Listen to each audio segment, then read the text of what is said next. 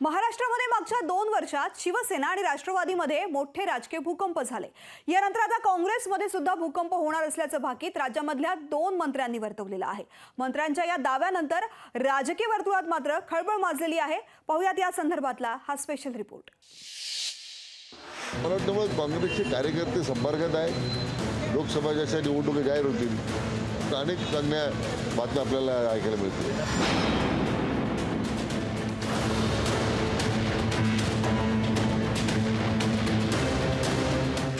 काँग्रेसचे 9 नेते शिवसेना भाजपाच्या संपर्कात। उदय सामंतांच्या दाव्यानं काँग्रेस फुटण्याच्या चर्चांना जोर। जे येतील त्या सगळ्यांना घेऊन जाण्याचं काँग्रेसचं प्रत्याह्वान। काँग्रेस फोडण्यासाठी भाजपाचं मिशन लोटस सुरू झाल्याच्या चर्चा थांबत नाहीये।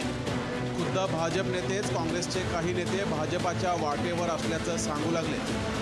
आता त्यात शिवसेनेच्या नेत्यांचीही भर पडली आहे। शिवसेना नेते आणि उद्योग मंत्री उदय सामंत यांनी काँग्रेसचे 15 नेते भाजप आणि शिवसेनेच्या संपर्कात असल्याचा दावा केलाय। या 15 जणांपैकी 9 जण अजूनही भाजप शिवसेनेत येण्यास उत्सुक असल्याचा गौप्यस्फोट उदय सामंतांनी केलाय।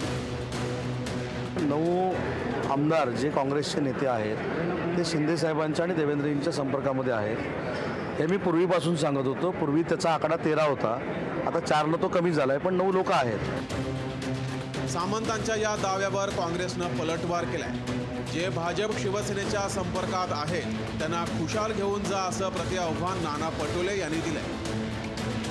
ठीक आहे, जेवढे दिग्गज नेते आहेत त्यांनी घेऊन जावं, पण ही युवा शक्ती काँग्रेससोबत येते आहे। आखरी नेते हे युवा शक्तीच तयार करतात, त्यामुळे जितके नेते असतील त्यांनी घेऊन जावं। त्यांना काय आता ते सगळे ईडी आणि सीबीआय आणि खोके आहेत त्यांच्याकडे, त्या आधारावर नेत्यांना घेऊन जाऊ शकतात। ते कोणाला नाकारता येत नाही। शिवसेना आणि राष्ट्रवादी फोडल्यानंतर काँग्रेस फोडण्याचा भाजपाचा प्रयत्न असेल यात दुमत नाहीये। फक्त काँग्रेस फोडण्यासाठी नेमके नेते आणि नेमकी वेळ भाजपा शोधत नसेल ना, अशी शक्यता व्यक्त केली जाते। निसार शेखसह अमोल धर्माधिकारी, लोकशाही मराठी, पुणे।